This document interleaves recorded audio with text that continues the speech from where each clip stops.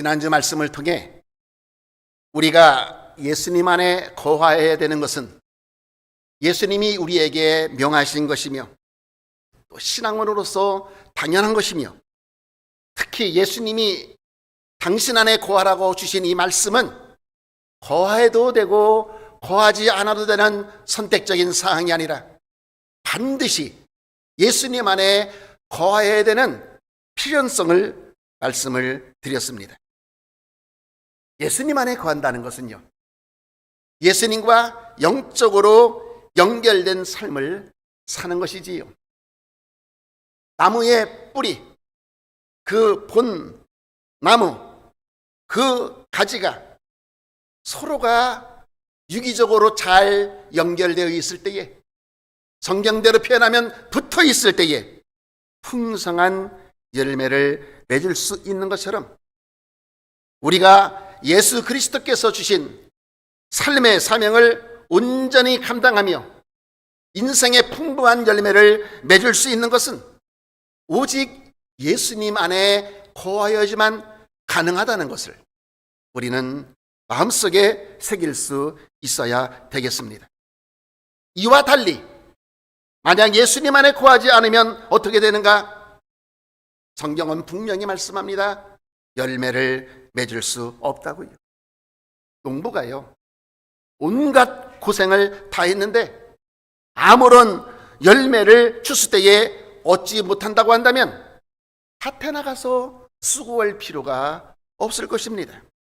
하지만 농부가 땀방울을 흘리며 온 정성을 다하여 농사를 짓는 것은 추수 때에 풍성한 결실을 얻기 위함인 것입니다.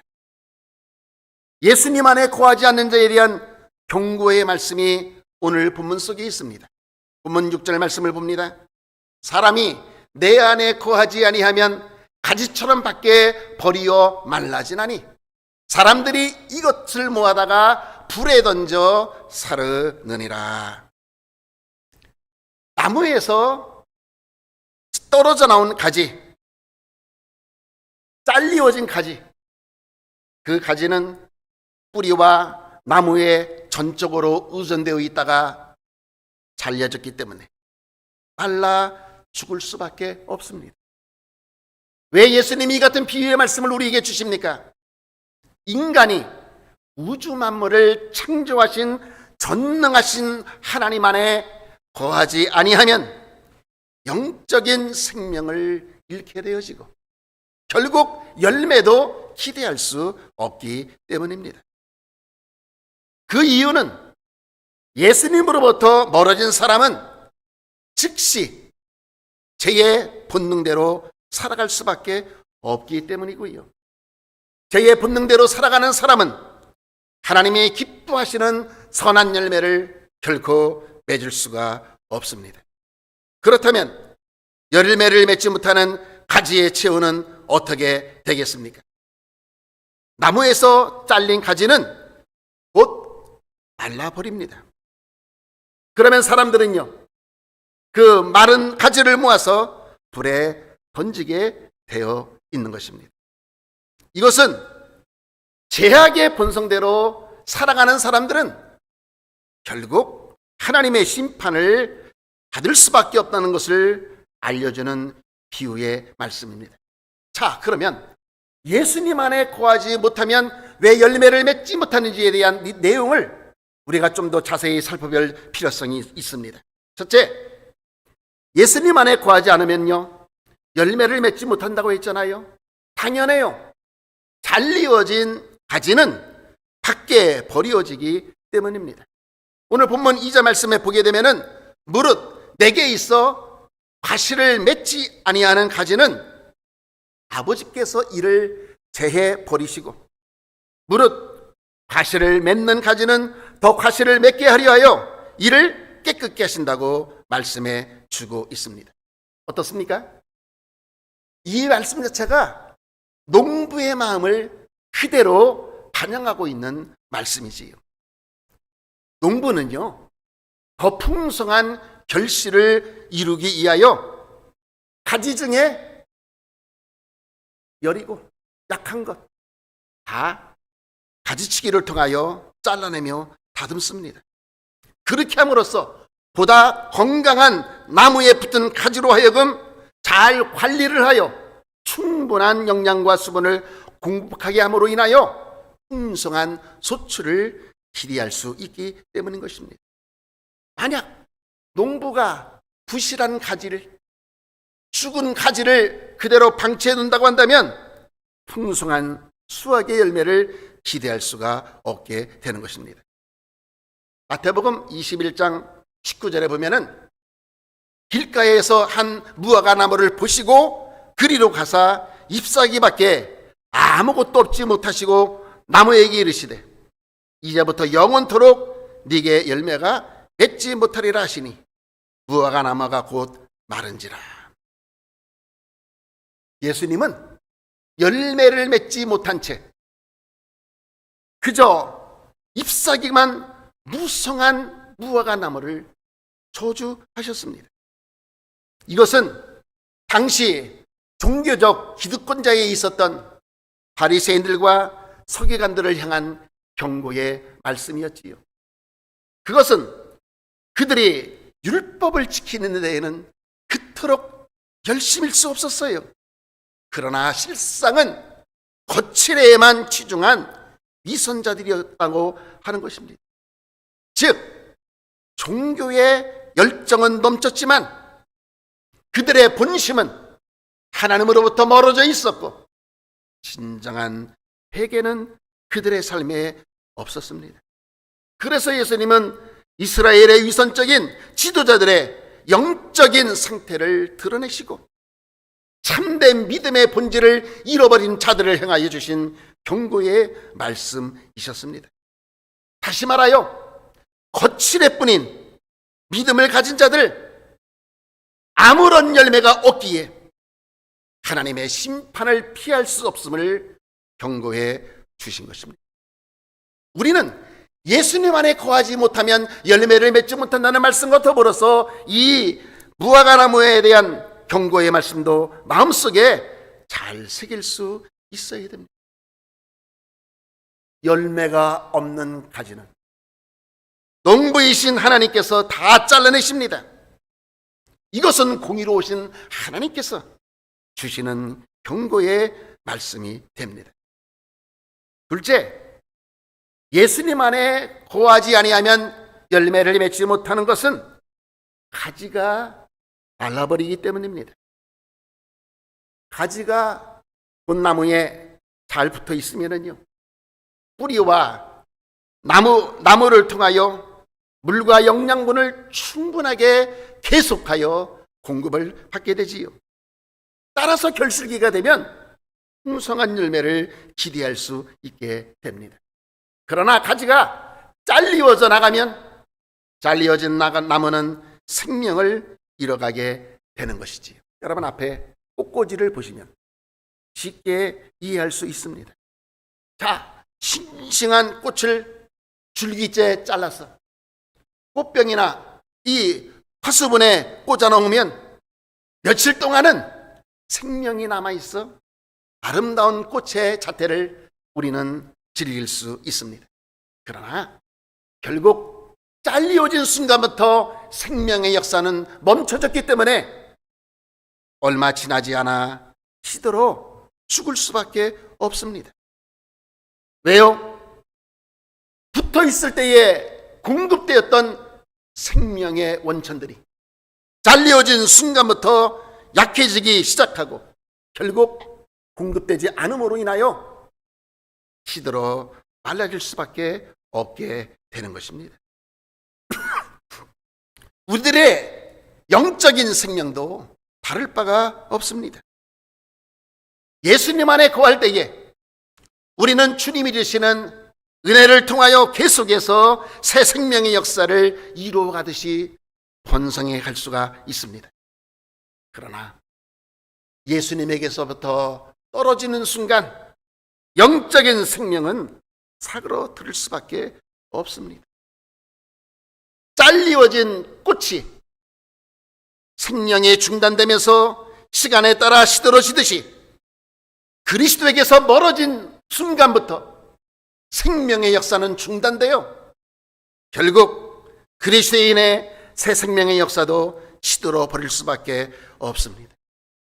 예수만에 누릴 수 있었던 하나님의 언약의 복, 그리고 기쁨과 소망도 사라질 수밖에 없는 것입니다. 그렇기 때문에 우리는 예수님 안에 거해야만 되는 것이지. 셋째, 예수님 안에 거하지 아니하면 열매를 맺지 못하는 것은 잘라진 가지는 생명을 잃어 모아지기 때문입니다. 알곡과 쭉정이가 밭에서 같이 자라요. 가라지를 뽑으려다가 알곡까지 뽑을 수 있기에 예수님은 추수 때까지 그냥 놔두라고 했습니다. 추수 때가 되면 알곡과 가라지는 선명하게 구별해낼 수가 있는 것이지. 마태복음 13장 30절에 보면은 둘 다 추수 때까지 함께 자라게 두어라. 추수 때에 내가 추수꾼들에게 말하기를 가라지는 먼저 거두어 어떻게 해요? 불사르게 단으로 묶어라. 곡식은 모아 내 곡간에 넣으리라 하리라. 추수 때의 모습입니다. 알곡은 곡간에 들이게 되지만 가라지는 묶어서 불태우게 된다는 것입니다. 이 말씀은 불신자들에게 임할 심판의 내용을 우리에게 보여주는 비유의 말씀입니다.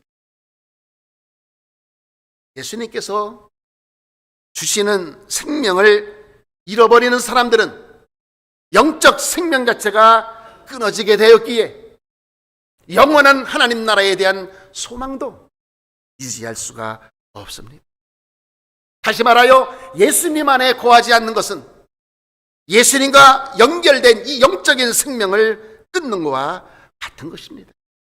그러므로 생명을 잃은 가지는 불쏘시개로 태우기 위해 모으는 것이요, 그건 바로 하나님의 공의로우신 심판을 의미한다는 것입니다. 넷째로 예수님 안에 거하지 않으면 열매를 맺지 못하는 것은 잘라진 가지는 불에 던져지고 불사람을 당하기 때문입니다. 마태복음 7장 19절에 보면은 아름다운 열매를 맺지 아니하는 가지마다 어떻게 해요? 찍혀 불에 던지게 된다. 또 마태복음 13장 41절부터 43절에 보면은 인자가 그 천사들을 보내리니 저희가 그 나라에서 모든 넘어지게 하는 것과 또 불법을 행하는 자들을 거두어내어 풀무불에 던져 넣으리니 거기서 울며 이를 갈미 있으리라. 그때의 의인들은 자기 아버지 나라에서 해와 같이 빛나리라. 그래서 주시는 말씀, 비 있는 자는 들을지어다. 믿음에서 떠난 사람이 예수님으로부터 멀어져 영적인 생명이 끊어지잖아요. 진심으로 배개치 않으면 하나님의 심판을 피할 수가 없게 되는 것입니다. 로마서 2장 6절부터 10절에 보면은 하나님께서 각 사람이 그 행한 대로 보응하신다. 여러분, 이거 굉장히 무서운 말씀입니다. 그냥 한 줄 읽어버리고 지나쳐서는 안 돼요. 각 사람이 행한 대로 보응하신대요. 어떻게 해요? 참고 선을 행하여 영광과 존귀와 썩지 아니함을 구하는 자에게는 영생으로 하시고, 오직 당을 지어 진리를 쫓지 아니하고 불의를 쫓는 자에게는 노와 분으로 하시리라. 악을 행하는 각 사람의 영에게 환난과 공고가 있으리니 첫째는 유대인에게요 또한 헬라인에게며, 선을 행하는 각 사람에게 영광과 존귀와 평강이 있으리니 첫째는 유대인에게요 또한 헬라인에게로다. 각 사람의 행한 대로 보응하시는 하나님, 열매 맺지 못한 자들, 썩는 것을 위하여 헛된 일을 하는 자들, 악을 행하는 자들, 결국은 하나님의 심판에 불 속에 던져져 파는 것으로 설명이 되고 있습니다. 무서운 말씀이지요. 왜냐하면 더 이상 구원받을 기회가 사라진 마지막 심판을 의미하기 때문입니다. 여러분, 지금 얼마나 기독교 신앙이 무너져 있는지 아십니까? 선하신 하나님은 지옥을 만드시지 않는다고 얘기하는 신학자들이 얼마 전부터 있었다고요.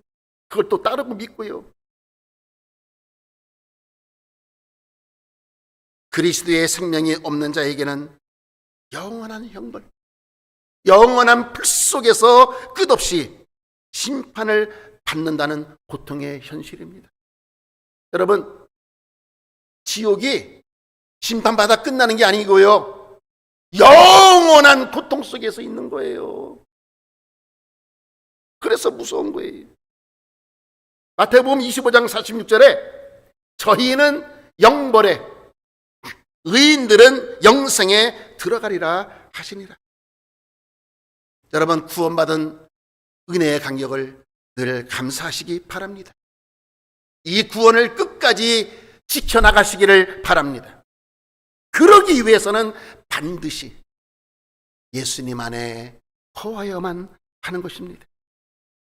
하나님이 주시는 복을 누리는 것이 그리스도인의 궁극적인 목적인데, 그러기 위해서도 우리는 끊임없이 예수님 안에 예수님과 연합하며 살아갈 수 있어야 될 것입니다. 왜냐하면 예수님 안에 거할 때에 그분의 생명이 우리 안에서 계속 역사하여 추수 때에 농부가 풍성한 열매를 결실하듯이 저와 여러분이 열매를 하나님께 맺게 해 드릴 수 있기 때문입니다. 일반적으로요, 집이나 건물의 벽에서 금이 가게 되면 어때요? 여러분 방치하시나요? 즉시 수리합니다. 작은 금이라고 무시했다간 더 커지기 때문에 그것을 미연에 막아 구조물을 원래 상태로 복원시키기 위해서입니다. 그래도 조금 있다 하면 된다, 조금 있다 하면 된다가 결국은 일이 커져서 심각한 손상으로 이어지게 되는 것이지. 여러분, 보토스 주사 잘 아시잖아요. 아주 익숙한 의료 시술입니다. 특별히 주름을 개선하는 데 있어서 아주 매우 효과적인 미용 시술로 알려져 있습니다. 제가 의사는 아니더라도 잠깐 소개해 드릴게요. 이 보톡스 주사는요, 보툴리눔 독소라는 신경 독소를 근육의 이 말단 신경에 주입시켜서 근육을 이완시키는 방식으로 작용을 하게 되어 있답니다. 또 근육을 수축하는 아세틸콜린의 분배를 차단한대요. 그래서 반복적인 얼굴 움직임으로 인한 그 표정의 주름을 줄이고 새롭게 생기는 주름도 막아준다는 거예요. 거기다가 이 보톡스 주사 받게 되면은 효과가 3일에서 일주일이면 보게 된다는 거예요. 그 지속 효과는 무려 3개월에서 6개월까지 차이가 지속이 된다고 합니다. 굉장히 매력적이잖아요. 옛날엔 비쌌지만 지금은 몇십 불에 맞는다 그래요. 젊음과 아름다움을 유지하고 싶은 인간의 욕구는 자연스러운 본능 가운데 하나이기도 합니다. 그런데 이것과 더불어 우리가 심각하게 고려해야 할 것이 있지요. 내 외모를 가꾸는 것만큼은 노력을 기울이는 것을 영적인 삶을 가꾸는 데에도 비례적으로 하시면 좋겠다는 거예요. 영적인 데는 너무 소홀하고 이 육신적인 외모에만 너무 치우쳐 관리하는 분들이 생각보다 많습니다. 오해는 마세요. 여러분, 시술이나 외모를 가꾸는 걸 하지 말라는 게 아니에요. 외모를 가꾸시는 것만큼 영적 성장에 대한 열정, 사모함, 그리고 관심을 기울이라고 하는 것입니다. 아직도 많은 그리스도인들 가운데 주일날 한번 주일 예배에 참석하여 예배를 드리고 공금하는 것이 신앙의 전부인 것으로 다 했다고 여기는 분들이 굉장히 많습니다. 이래서는 안 됩니다. 생명의 역사를 줄기차게 이어가기 위한 사모함, 열정, 주님께 대한 관심을 내 가지의 존재로서 주님께 붙어있는 이와 같은 믿음을 통하여 이루어 나갈 수 있기를 간절히 바랍니다. 또한 예수님 안에 거하는 자에게 주시는 약속이 있어요. 아주 기분 좋은 약속이네요. 그것은 예수님 안에 거하면 열매를 맺는다고 하는 것입니다. 그리스도 안에 거하면 열매가 없는 사람이 아무도 없어요. 오늘 본문 5절에 보면은 열매를 맺는 당연성을 우리에게 그대로 가르쳐 줍니다. 나는 포도나무요, 너희는 가지니 저가 내 안에 내가 저 안에 있으면 이 사람은 과실을 맺나니. 앞에 뭐가 있지요? 많이. 그냥 적당히 맺는 게 아니라 많이 맺는데요. 참으로 그리스도인들이 맺어야 할 열매는 가지로서 참 나무이신 예수 그리스도와 영적으로 연결만 되어 있으면 많이 열매를 맺는다고 합니다. 어떠한 열매를 맺을 수 있습니까? 먼저 입술의 열매를 맺을 수 있어요. 잠언 13장 2절에 보면은 사람은 입의 열매로 인하여 복록을 누리거니와 마음이 쾌사한 자는 강포를 당하느니라. 이 말씀은 입의 열매로 인하여 복록을 누리는 것을 우리에게 가르쳐 줍니다. 특별히 우리 그리스도인들은요, 입술의 열매가 얼마나 선하고 지혜로운지 그 사용하는 언어 속에서 좋은 말을 많이 할 수 있어야 됩니다. 물론 말에 실수가 없는 사람은 아무도 없어요. 그러나 그 실수를 만회하여 주님 안에 거함으로 변화되어 좋은 입술의 열매를 맺어갈 수 있어야 될 것입니다. 특별히 우리 그리스도인들은요, 남의 험담을 해서는 안 됩니다. 오히려 험담을 하는 것이 아니라 누가 험담을 하여도 덮어주는 것, 중단시키고 그 허물을 덮어주는 것, 그게 사랑이거든요. 사랑의 삶으로 살아가야 될 것입니다. 저는 이 본문의 설교를 앞으로도 두 주 더 전개하여 우리 교회 표와 함께 더불어 창립주일까지 몰고 가서 계속 설교를 준비하는 가운데 있습니다. 사랑은 그때 가서 하겠습니다. 예수님 안에 거하는 사람은요, 남의 허물을 절대로 들춰내지 않습니다. 사람들 뒷담화하는 거 참 좋아하잖아요. 그러나 그리스도인이 누리는 예수님이 주신 생명의 역사는 남의 허물, 흠을 들춰내거나 그러한 나쁜 것을 드러내도록 성령께서 허락하시지 않기 때문입니다. 혹시나 내가 남에 대해서 나쁜 말 하시면 깨달으셔야 돼요. 그 깨달음이 없다면 성령께서 내게 사인을 주시는 것입니다. 오히려 우리는 서로 세워주는 말을 할 수 있어야 될 것입니다. 비방하잖아요. 나도 상처고 그 사실을 남이 나중에 알게 되면 또 사람도 상처예요. 내가 하는 말은 서로에게 기쁨이 되고 위로가 되고 격려가 되고 힘이 될 수 있는 말을 해야 되겠습니다. 이것이 바로 우리가 맺어야 할 입술의 열매이며 잠언 13장 2절이 우리에게 가르쳐주는 입의 열매로 인하여 누리는 복을 분명히 선언해 주고 있는 것입니다. 반면에 마음이 쾌사한 자라고 얘기했어요. 이건 간사한 것을 의미합니다. 간사한 사람이 왜 간사한 줄 아세요? 예수님의 생명이 없기 때문에 남에게 해를 끼치는 말과 행동을 할 수밖에 없는 것입니다. 근데 더 무서운 말씀은 뭐라고요? 강포를 당한다. 무슨 뜻이겠어요? 재앙이 임하게 된다고 하는 것입니다.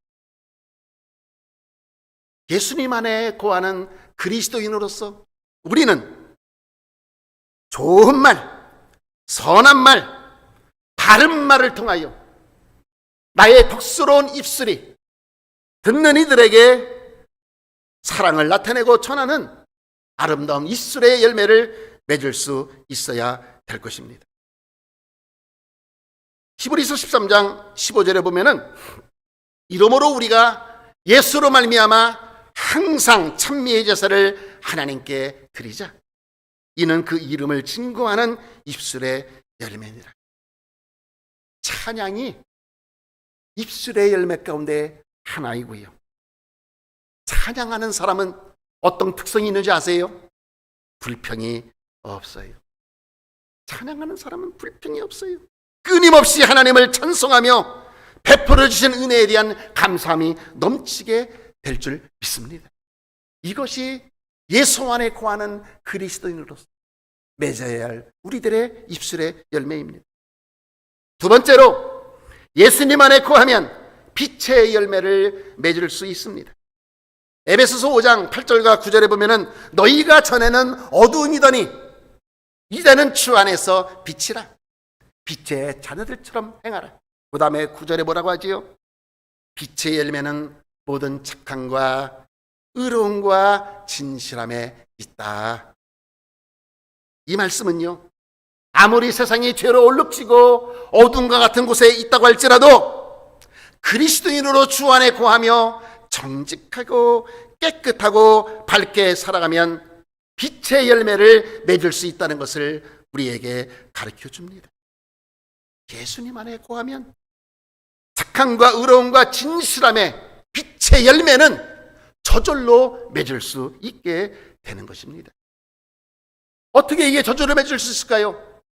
예수님은 너희는 세상의 빛이라고 말씀해 주셨잖아요.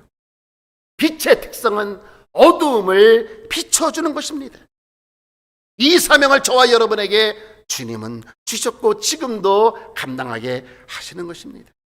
그러므로 누구든지 예수님 안에 거하면 그리스도인으로서 예수님이 우리에게 투영해 주신 그 빛을 드러내며 풍성한 열매를 맺을 수 있게 되는 것입니다. 세 번째로 의의 열매를 맺을 수 있습니다.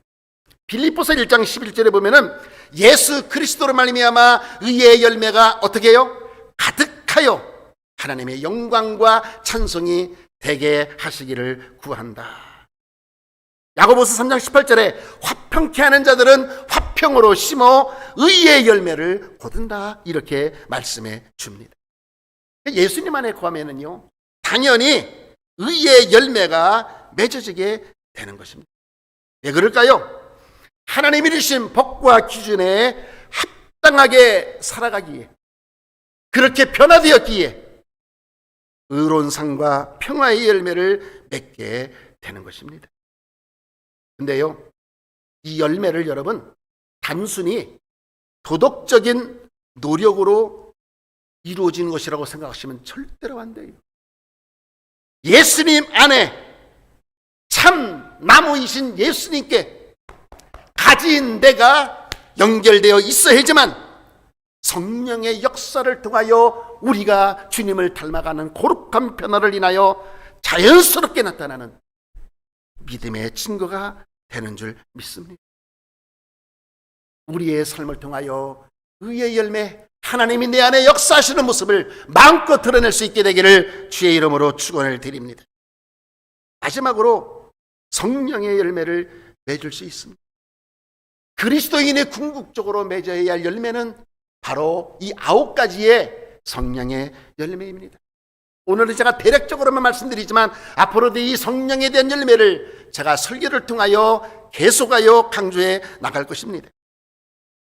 사실 성령의 열매는 믿음을 통하여 저와 여러분이 예수님을 닮아가면서 제2의 본능으로 살았던 우리의 모습이 예수님의 성품을 닮아가는 것으로 변화되기 때문에 맺는 열매입니다.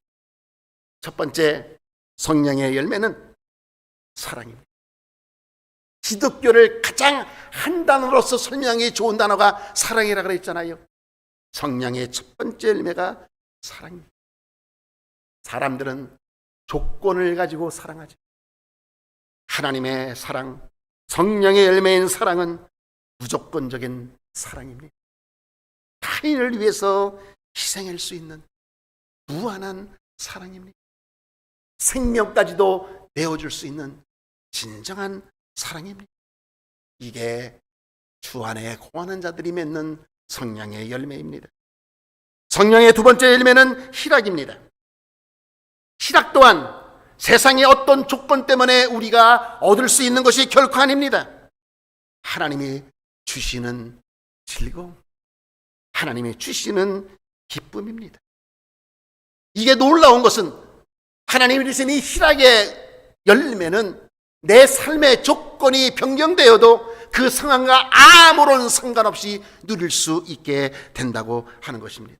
왜냐하면 하나님의 임재에 뿌리를 두고 있기 때문에 줄어들거나 사그러지지를 않습니다. 자녀들로 인하여 기뻐할 때도 있어요. 근데 그 기뻐하는 일이 고통이 되기도 해요. 아이가 잘 나갈 때는 기쁘지만 범죄에 연락되고 마약을 하게 되는 일이 생겨보세요. 그건 정말 악재도 그런 악재가 없는 거예요. 그건 희락이 아니잖아요. 성령께서 내 가정을 주관하시게 되면 나를 비롯하여 모든 가정은 전체에게 이 희락의 은사를 통하 열매를 통하여 주 안에 거하는 기쁨의 열매를 맺을 수 있게 될 줄 믿습니다. 성령의 세 번째 열매는 화평입니다. 이 화평은 하나님과의 화해, 서로 사람들과의 내면적인 평화와 이웃과의 화목을 이루는 열매입니다. 히브리서 12장 14절에 모든 사람으로 더불어 화평함과 거룩함을 쫓으라. 왜 그럴까요? 이것이 없이는 아무도 주를 보지 못하기 때문임을 설명해 주고 있습니다. 화평의 열매 또한 이 세상에 줄 수 없는 하나님이 은혜로 말미암은 성령의 열매인 줄 믿습니다. 제가 새벽 기도를 통해서 이 말씀을 강조한 적이 있어요. 화평이 국가적으로 있을 때에는 전쟁이 없는 평온한 상태, 그리고 개인적으로는 내 마음의 평안, 화합과 일치를 이루는 것이라고요. 이것이 예수님 안에 거할 때 성령께서 우리에게 맺게 하시는 열매 하나인 줄 믿습니다. 성령의 네 번째 열매는 오래 참음입니다. 여러분, 인생을 정리한다는 게 어렵다 그랬잖아요. 사실 인생은 고난의 시련이 끊임없이 우리 앞에 직면해 있기 때문에 인생은 고난의 여정이라고 설명되는 일들이 굉장히 많습니다. 보세요. 오래 참지 못하는 사람들의 특성이 뭐예요? 감정에 쉽게 휘둘러요. 이 감정의 기복이 너무 강해요. 툭 하면 화를 내고 그러지요. 우리가 삶에서 생각지도 않은 많은 어려움의 일들을 겪잖아요. 그 원인을 여러분 가만히 살펴보시면 인내가 부족함에서 발생하는 것들이 생각보다 많습니다. 인내하세요. 성령의 열매를 구하시고 맺으세요. 오래 참음은 어떠한 상황 속에서도 흔들리지 않고 굳건한 믿음으로 끝까지 주님을 의지하도록 만들어 주시는 줄 믿습니다. 이것을 여러분이 맺어야 할 열매입니다. 성령의 다섯 번째 열매는 자비입니다. 이건 너무나 간단해요. 자비는요, 부드러운 마음, 친절한 마음으로 대하는 사랑의 또 다른 하나의 표현입니다. 성령의 여섯 번째 열매는 양선입니다. 양선이 무엇입니까? 선한 열매를 맺는 거예요. 그리스도인의 삶에는 악한 것이 들어가서는 안 돼요. 그래서 주님의 말씀이 악은 모양이라도 버리라. 왜? 그것은 주님 안에 거하는 건 열매가 아니기 때문에 그래요. 성령께서 나를 변화시켜 주세요. 악한 것을 이기게 해주세요. 악을 선으로 맺을 수 있도록 살아가게 해주시는 역사가 양선의 열매인 줄 믿습니다. 성령의 일곱 번째 열매는 충성입니다. 이 충성도 위에 계신 하나님께 대한 나의 진실함, 믿음이에요. 수평적으로는 모든 사람들과 이웃에 대한 신뢰를 바탕으로 관계를 유지하는 삶을 살아가는 거예요. 관계를 망치지 마세요. 좋은 관계를 유지하세요. 하나님과의 신앙적 관계, 이웃과의 친밀한 관계, 교인들 사이 속에서의 진정한 사랑의 관계를 잘 맺으며 살아가는 것이 충성의 열매인 줄 믿습니다. 성령의 8번째 열매는 온유입니다. 온유의 열매는요, 겸손함으로 친절을 베푸는 마음, 구원을 얻은 감격의 신앙을 늘 의지하며 살아가는 열매입니다. 저와 여러분의 의지로 되는 것이 아닙니다. 온유한 마음을 가지면 적대심이 사라집니다. 미움도 사라집니다. 대신 내 심령 안에 예수님의 마음으로 충만하게 될 수 있습니다. 예수님은 나는 마음이 온유하고 겸손하니 너희는 내게 와서 배우라고 하신 것처럼 바로 온유의 열매가 그와 같이 우리를 주님을 닮아가도록 변화시켜 주시는 줄 믿습니다. 마지막으로 성령의 9번째 열매는 절제입니다. 절제는 제약된 욕망, 탐닉에 몰두하는 이 모든 것들을 경계할 수 있도록, 극복할 수 있도록 지켜주는 능력입니다. 여러분, 우리가 본능대로 살아보세요. 선이 없어요. 이걸 이기게 하시는 것이 바로 절제의 은사입니다. 경건함으로 우리를 이끄시는 것은 절제 은사를 통하여 우리를 이끌어 주시기 때문입니다. 사랑하는 주의 성도 여러분, 오늘 지난주에 이어서 예수님 안에 거할 때에 주시는 경고, 하나님의 심판임을 확인하였습니다. 그리고 예수님 안에 거하는 자에게 주시는 약속, 그것은 바로 열매가 주어진다는 것입니다. 입술의 열매, 빛의 열매, 의의 열매, 이 성령의 열매를 맺으면서 주님을 닮아가는 거룩한 변화의 역사를 이루어 가시기를 바랍니다. 우리의 힘과 의지로 맺을 수 있는 것이 아닙니다. 예수님 안에 거하여야지만 그분이 주시는 풍성한 은혜를 통하여 그 주신 생명을 경험할 때에 이와 같은 열매를 맺을 수 있게 되는 것입니다. 우리는 열매가 없는 가지가 아니라 풍성한 열매를 맺어 하나님께 영광을 돌려드릴 수 있는 복된 그리스도인의 삶을 누릴 수 있어야 되겠습니다. 여러분들이 이것을 깨달았다면 다시 한번 설교 제목, 날마다 순간순간이 예수님 안에 거하는 믿음으로 살아가시기를 간절히 바랍니다.